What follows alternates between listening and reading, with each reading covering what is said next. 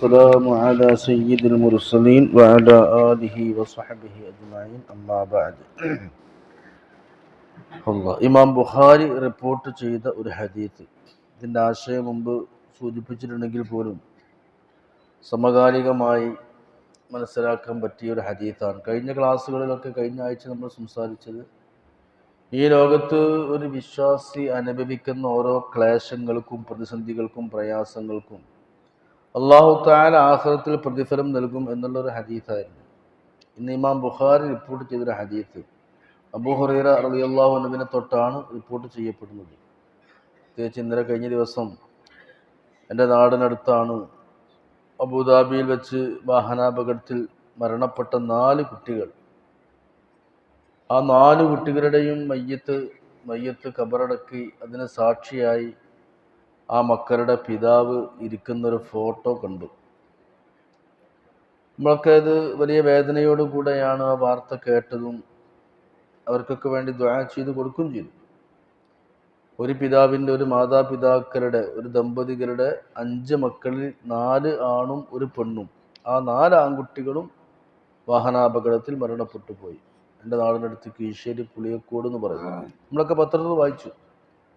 അപ്പോൾ ഒരു വാപ്പയുടെ 4 മക്കൾ ഒറ്റയടിക്കാണ്ട് മരിച്ചു പോകുക എന്ന് പറഞ്ഞാൽ എത്രയായിരിക്കും ഇതിൻ്റെ ഒരു മാനസിക വിഷമം. ആകെ 4 ആമക്കളേ ഉള്ളൂ, പിന്നെ ഒരു പെൺകുട്ടിയാണ്. ആ ഉമ്മയുടെയും ഉപ്പയും മാനസികാവസ്ഥ എന്താണ്? നമ്മുടെ നാട്ടിലൊക്കെ ഉണ്ടാവും. ചിലപ്പോൾ 2 കുട്ടികൾ മരിക്കുന്നവരുണ്ട്, ഒരു കുട്ടി മരിക്കണമൊക്കെ ഉണ്ടല്ലോ. എന്നാൽ ഈ പറയാൻ പോകുന്ന ഹദീസ് വലിയ ഒരു സന്ദേശമാണ്. നബി തങ്ങൾ പറയാണ്, മാലി അബ്ദിൽ മുഅ്മിനി ഇന്ദി ജസാഉൻ ഇദാ ഖബൽതു സഫിയഹു മിൻ അഹ്ലി ദുനിയ സുമ്മ ഹതസബഹു ഇല്ലൽ ജന്ന. ഞാൻ ഏതെങ്കിലും ഒരു മാതാപിതാക്കളുടെ മക്കളെ ഞാൻ പിടിച്ചാൽ, അവരെ മരിപ്പിച്ചു കഴിഞ്ഞാൽ, അവരത് ക്ഷമിക്കുകയും ചെയ്താൽ സ്വർഗമല്ലാതെ മറ്റൊരു പ്രതിഫലം അവർക്ക് ഇല്ലേ ഇല്ല. ഇനി വേറെ അപ്പീലില്ല എന്നർത്ഥം. മാലി അബ്ദിൽ മുഅ്മിനി ഇന്ദി ജസാഉൻ, ഒരു മുഅ്മിനായ എൻ്റെ ഒരു അടിമക്ക് ഒരു പ്രതിഫലവും എൻ്റെ അടുത്ത് ഉണ്ടാവില്ല. എപ്പോൾ ഇതാ ഖബൽതു സഫിയഹു മിൻ അഹ്ലി ദുനിയ, ദുനിയാവിൽ നമുക്ക് ഏറ്റവും വേണ്ടപ്പെട്ട ആളെ ഞങ്ങൾ പിടിച്ച് മരിപ്പിച്ച് ഞാൻ എൻ്റെ അടുത്ത് കൊണ്ടുവന്ന് അവർ റൂഹിനെ പിടിച്ചാൽ, അവരെ ക്ഷമിക്കും കൂടി ചെയ്താൽ അവർക്ക് ഒരു പ്രതിഫലവും ഇല്ല. ഇല്ല ജന്ന, സ്വർഗത്തിൽ കുറഞ്ഞ പ്രതിഫലമല്ല. അതിന് മിനിമം പ്രതിഫലം എന്താണ്? സ്വർഗം തന്നെയാണ്. ഇതുപോലെ തന്നെ മാത്രമല്ല, വഅദഹു ബിബൈത്തിൻ ഫിൽ ജന്ന, സ്വർഗത്തിലൊരു കൊട്ടാരം അവർക്ക് അല്ലാഹു തആല കരാർ ചെയ്ത് കൊടുക്കുകയും ചെയ്തു. ആ ഇമാം അഹ്മദ് തുർമുദി ഒക്കെ റിപ്പോർട്ട് ചെയ്യുന്നത്. നബി തങ്ങൾ പറയാണ്, ഇദാ മാത വലദുൽ അബ്ദി, ഒരാളെ കുട്ടി മരിച്ചു. ഇപ്പോൾ കഴിഞ്ഞ ദിവസം അബുദാബിയിലെ അപകടത്തിൽ 4 കുട്ടികൾ മരിച്ചു. അബ്ദുൽ ലത്തീഫ് റുക്സാന ദമ്പതികളുടെ. അപ്പോൾ ലത്തീഫിൻ്റെ 4 കുട്ടികൾ മരിച്ചു. അപ്പോൾ ആ കുട്ടികളുടെ റൂഹ്, വണ്ടി അപകടത്തിൽപ്പെട്ട് കുട്ടികൾ മരിച്ച കുട്ടികളുടെ റൂഹുമായി മലക്കുകൾ അള്ളാഹുവിലേക്ക് പോകുമ്പോൾ ഖാലല്ലാഹു അസ്സ വജല്ല ഈ മലായിക്കത്ത്, അള്ളാഹുത്തല മലക്കാരോട് ചോദിക്കും. അള്ളാഹ്ക്ക് അറിയാഞ്ഞിട്ടൊന്നുമല്ല, പക്ഷെ അള്ളാഹിൻ്റെ ഘടന അങ്ങനെ. അള്ളാഹുത്തല മലക്കാരോട് ചോദിക്കും, ഖബൽതും വലദ അബ്ദി, എൻ്റെ അടിമൻ്റെ കുട്ടികളെ നിങ്ങൾ പിടിച്ചോ? എൻ്റെ അടിമയുടെ, എൻ്റെ പ്രിയപ്പെട്ട അടിമയുടെ കരളിൻ്റെ കഷ്ണമായ മക്കളെ നിങ്ങൾ റൂഹ് പിടിച്ചു കൊണ്ടുവരാല്ലേ? അപ്പം മലക്കുകൾ പറയും, ഞാൻ അതെ. അള്ളാഹ് പറയും, ഖബൽതും സമറത്ത് ഫുആദി, ഓ ആ മനുഷ്യൻ്റെ കരളിൻ്റെ കഷ്ണമായ കുട്ടികളാണല്ലോ നിങ്ങൾ റൂഹ് വേർപ്പെടുത്തിയിട്ട് എൻ്റെ അടുത്ത് കൊണ്ടുവരുന്നത്. ഇപ്പോൾ യഖൂലൂന നാം, അവർ പറയും നാം അതെ. ആ മാതാപിതാക്കളുടെ കരളിൻ്റെ കഷ്ണമായ എന്തൊക്കെ പ്രതീക്ഷകളുണ്ടായിരിക്കും, എത്ര പ്രതീക്ഷകളാണ് ആ കുഴിയിൽ അടക്കപ്പെടുന്നത്, എത്ര സ്വപ്നങ്ങളാണ് അവിടെ പൊലിഞ്ഞു പോകുന്നത്, എന്തൊക്കെ പ്രതീക്ഷകളും പ്രത്യാശകളും ഈ മക്കളെക്കുറിച്ച് ആ വാപ്പയും ഉമ്മയും കരുതിയിട്ടുണ്ടാകും. എല്ലാം ഒറ്റ സെക്കൻഡ് കൊണ്ട് അസ്തമിക്കുക. അള്ളാഹ് ചോദിക്കണം അങ്ങനെ തന്നെ. ഈ കുട്ടികളെ റൂഹ് പിടിച്ച് അള്ളാഹുവിലേക്ക് അസ്രായീലിൻ്റെ നേതൃത്വത്തിലുള്ള മലക്കുകൾ പോകുമ്പോൾ തന്നെ അള്ളാഹ് ചോദിക്കും, ആ മനുഷ്യൻ്റെ കരളിൻ്റെ കഷ്ണമായ പറക്കമുറ്റാത്ത കുട്ടികളാണല്ലോ നിങ്ങൾ കൊണ്ടുവരുന്നതില്ലേ? കണ്ടും മിണ്ടിയും പൂതി തീരാതെ കൊഴിഞ്ഞു പോകുന്ന പാവപ്പെട്ട ജന്മങ്ങൾ, നിങ്ങൾ അവരെ എൻ്റെ അടുത്ത് കൊണ്ടുവരുന്നത്. അപ്പം അള്ളാഹ് മലക്കുകൾ പറയും, ഞാൻ അതേ പടച്ചോനെ, ആ ചെറിയ കുട്ടികളാണ്, അവരെ റൂഹന്നെ ഞങ്ങൾ പിരിച്ച് കൊണ്ടുവന്നത്. അപ്പം അള്ളാഹ് ചോദിക്കും, മാതാകാല അബദി, ആ കുട്ടികളെ ഉമ്മയും ബാപ്പി എന്താ പറഞ്ഞു വെച്ചു? ഓരോ മാനസികാവസ്ഥ എന്താ? കരളിൻ്റെ കഷ്ണമായ പ്രിയപ്പെട്ട പൊന്നുമക്കളെ റൂഹ് നിങ്ങൾ പിടിച്ചെടുത്ത് റൂഹിനെ തിരിച്ചെടുത്ത് എന്നിലേക്ക് കൊണ്ടുവരുമ്പം ആ കുട്ടീൻ്റെ ഉമ്മാനി ബാപ്പാനി മാനസികാവസ്ഥ എന്താണ്? ഫയക്കൂൻ, അപ്പം മലക്കുകൾ പറയും, പടച്ചോൻ അവരെ അവസ്ഥ എന്താ വെച്ചാൽ ഹമിദക വസ്തർജാൻ. ഇങ്ങനൊക്കെ ഇടങ്ങേറായിട്ടും കുട്ടികളെ മരിപ്പിച്ചിട്ടും അവരെ പിരിച്ച് അവരുടെ റൂഹിനെ ഞാൻ നിങ്ങൾ വലിച്ചു കൊണ്ടുവന്നപ്പോഴും അവർ പറഞ്ഞു അൽഹംദുലില്ലാ എന്നാണ്. വസ്തർജ ഇന്നാലില്ല ഇന്നലി റാജു എന്ന് ചൊല്ലും ചെയ്തു. ഒക്കെ അള്ളാഹിന്റെ കലാ അല്ലേ, അള്ളാഹിന്റെ വിധിയല്ലേ, അള്ളാഹു തന്നതാണ്, അവൻ തിരിച്ചെടുത്തു. ഞാൻ ദുഞ്ഞാവക്ക് വന്നപ്പോഴും എനിക്ക് കുട്ടികളില്ല, അള്ളാഹ് തന്നു, അള്ളാഹ് കൊണ്ടുപോയി എന്നൊക്കെ പറഞ്ഞ് അതിൽ ക്ഷമിക്കുകയും നിന്നെ സ്തുതിക്കുകയും ചെയ്തിട്ടുണ്ട് പടച്ചോനെ അറിയും. എന്താ ഈ പറഞ്ഞ ഹദീസ്? മക്കൾ മരിച്ചാരാ സ്തുതിക്കുക? അവിടെയും ഒരു സ്തുതി ഉണ്ട്. എങ്ങനെ? ഇത് അള്ളാഹുവിൻ്റെ കലാണല്ലോ, അൽഹംദുലില്ലാ. അങ്ങനെ ഈ വിഷമത്തിൽ പ്രയാസത്തിൽ അവർ പ്രതിഫലം ആഗ്രഹിച്ച് ക്ഷമിച്ച് ഇന്നലൊക്കെ ചെല്ലി നിൽക്കുകയാണ്. അല്ലാതെ നുളോളിച്ച് ഉള്ളാക്കെട്ട് നെഞ്ഞത്ത് കൈയടിച്ച കാര്യമല്ല. എൻ്റെ മക്കളെ പറിച്ചോ കൊണ്ടുപോയല്ലോ, എന്തിനാ ഇത്ര പെട്ടെന്ന് തന്നെ കൊണ്ടുപോയത്, എന്തിനാ എന്നോട് ഇത് ചെയ്തത്, ഞാൻ എന്തെങ്കിലും തെറ്റ് ചെയ്തിട്ടാണോ എന്നൊക്കെ പറഞ്ഞ് നിലവിളിക്കും ആൾക്കാർ. അതല്ല വേണ്ടത്. അപ്പോൾ മലക്കാർ പറയും പടച്ചോനെ അവരെ കുട്ടികളെ ഈ എടുത്തിട്ടും ഇന്നാലില്ല ചൊല്ലി അവരെ ക്ഷമിച്ചിട്ടുണ്ട്, നിന്നെ സ്തുതിച്ചൊക്കെയാണ്. അപ്പോൾ അള്ളാഹ് പറയും എന്നൊരു കാര്യം ചെയ്യും, ഇബ്നൂരി അബ്ദി ബൈതൻ ഫിൽ ജന്ന, അവനക്ക് വേണ്ടി ഇപ്പം തന്നെ പെരപ്പണി തുടങ്ങി സ്വർഗത്തിൽ അവനക്ക് വേണ്ടി ഒരു വീടിൻ്റെ പണി നിങ്ങൾ തുടങ്ങുക, സ്വർഗത്തിൽ അവനക്ക് വേണ്ടി ഒരു കൊട്ടാരം പണിയുക, അതിന് പേരുണ്ടാക്കി വസമ്മൂഹു ബി ബൈത്തുൽ ഹംദ്, അള്ളാഹനെ സ്തുതിക്കുന്ന വീട് എന്ന ബൈത്തുൽ ഹംദ് എന്ന പേരും ആ പേര് കിട്ടോളി എന്ന് അള്ളാഹു തആല ഉടനെ തന്നെ മലക്കുകളോട് പറയും. അപ്പം എന്തേ പറഞ്ഞത്?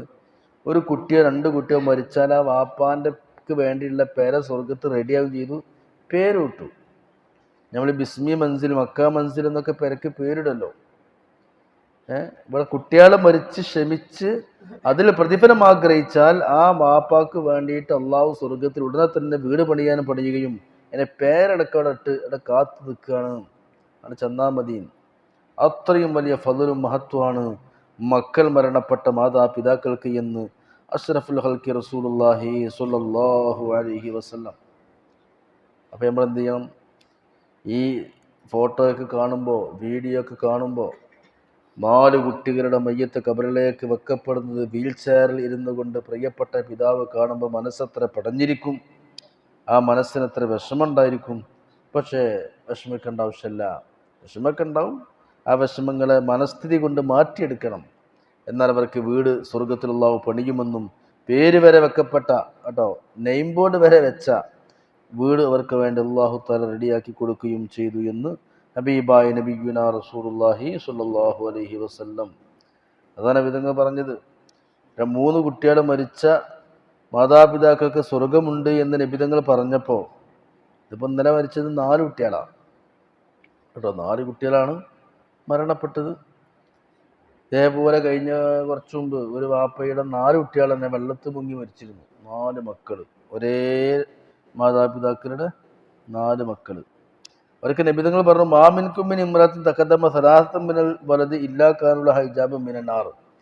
3 കുട്ടികൾ മരിച്ചാൽ തന്നെ ആ 3 കുട്ടികൾ നരകത്തിനെ തൊട്ടുള്ള ഏറ്റവും വലിയ തടസ്സമായി ഉമ്മാക്കും വാപ്പാക്കും ഉണ്ടാവും. ആ മാതാവിൻ്റെ ഈ 3 കുട്ടികളും മരിച്ചു കഴിഞ്ഞാൽ ആ മാതാവ് ഒരിക്കലും നരകത്ത് കിടക്കൂല, നരകത്തെ തൊട്ടുള്ള മറയായി ഈ 3 കുട്ടികളുണ്ടാവും.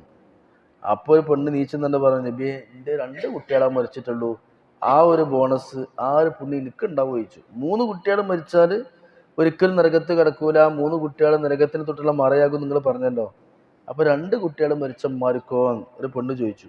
ഫഖാല റസൂലുള്ളാഹി സ്വല്ലല്ലാഹു അലൈഹി വസല്ലം, അപ്പോൾ നബി നിങ്ങൾ പറഞ്ഞു, കിട്ടാതെ വഇത്നൈൻ, 2 കുട്ടികൾ മരിച്ചാലും ഉണ്ടാവും, ബേജാറാണ്ട, 2 കുട്ടികൾ മരിച്ചാലും സ്വർഗ്ഗം ഉണ്ടാവും, ഒരിക്കലും നരകത്ത് കിടക്കൂല. ഇത് ഇമാം ബുഖാരി റിപ്പോർട്ട് ചെയ്ത ഹദീസാണ്. എന്നിട്ട് നബി തങ്ങൾ പറയാണ്, ഇല്ലാ തലഖഹു മിൻ അബ്വാബിൽ ജന്നത്തി സമാനിയത്തി മിൻ അയ്യിഹാ ഷാഅ, സ്വർഗ്ഗത്തിന് 8 കവാടങ്ങളാണ് ഉള്ളത്, 8 വാതിലാണ് സ്വർഗ്ഗത്തിനുള്ളത്. 8 വാതിൽ എന്നാൽ കുറേ നിസ്കരിച്ചിന് മനുഷ്യനാണെങ്കിൽ അത് സ്വീകരിച്ചാൽ നിസ്കാരത്തിൻ്റെ കവാടം ഉണ്ടാവും കേട്ടോ. കുറേ സുന്നത്ത് നോമ്പ് അധികരിപ്പിച്ചതിന് മനുഷ്യനാണെങ്കിൽ അവർക്ക് നോമ്പിൻ്റെ കവാടം ഉണ്ടാവും. അങ്ങനെ സ്വർഗ്ഗത്തിന് ഫർണിഷ് ചെയ്യപ്പെട്ട അലങ്കരിക്കപ്പെട്ട 8 കവാടങ്ങളാണ്. കുട്ടികൾ മരിച്ച ഉമ്മാക്കും ബാപ്പാക്കും സ്വർഗത്തിന് 8 കവാടങ്ങളും അവർക്ക് ഗ്രീൻ ചാനലാണ്. അവർക്ക് എപ്പോഴും ഫ്രീ പാസ്സാണ്, എപ്പോഴും ഏതിലൂടെയും കിടക്കാം കേട്ടോ. ഓരോ നന്മ ചെയ്ത ആൾക്കാർക്ക് അതിലൂടെ മാത്രമായിരിക്കും എൻട്രി.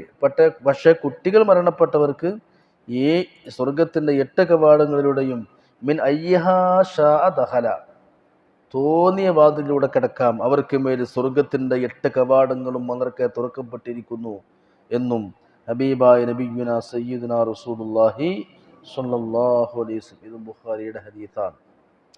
ഇതിനു മുമ്പ് നമ്മൾ കേട്ട ഹദീസാണെങ്കിലും ചിലപ്പോൾ ഈ വോയിസൊക്കെ റെക്കോർഡ് ചെയ്ത് ഇങ്ങനെ പോകുമ്പോഴേ ഇതൊക്കെ കേൾക്കുന്ന ആളുകൾക്ക് സമാധാനം ഉണ്ടാവും.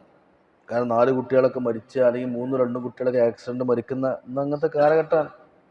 ഒരു വണ്ടിയിൽ പോകുമ്പോൾ ഫാമിലി സഹിതമാണല്ലോ പോവുക. ഗൾഫിലൊക്കെ പ്രത്യേകിച്ച് വേറെ വണ്ടിയായിട്ട് കൂട്ടിയിടിച്ചാൽ ഫാമിലി സഹിതം മരണപ്പെടുക. ഒരു കുട്ടി മാത്രമല്ല, 2-3 കുട്ടികളൊക്കെ മരിച്ചു. അവിടെ 4 കുട്ടി മരണപ്പെട്ട ആ ഉമ്മയും ബാപ്പയും ബാക്കിയായി എന്ന് പറയുമ്പോൾ അവർക്കുണ്ടാകുന്ന മാനസികാവസ്ഥ ഉണ്ട്.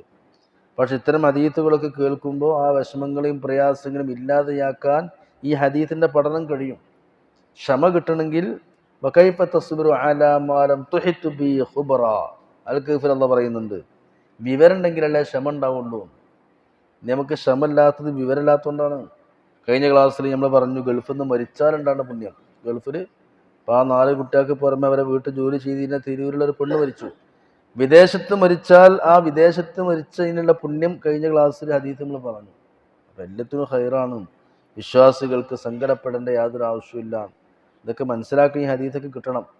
ഈ അറിവുകളൊക്കെ ഉണ്ടാകുമ്പോഴാണ്, ഈ ഇൽമുകളൊക്കെ കേൾക്കുമ്പോഴാണ് അള്ളാഹുവിലുള്ള യഖീനും തവക്കുലും ഈമാനൊക്കെ നമുക്ക് വർദ്ധിച്ചു വരിക. അള്ളാഹു തആല നാഫിയായ ഇൽമു കൊണ്ട് നമ്മെ അനുഗ്രഹിക്കുമാറാകട്ടെ. ആമീൻ യാ റബ്ബൽ ആലമീൻ. അസ്സലാമു അലൈക്കും വറഹ്മത്തുള്ളാഹി വബറകാതുഹു.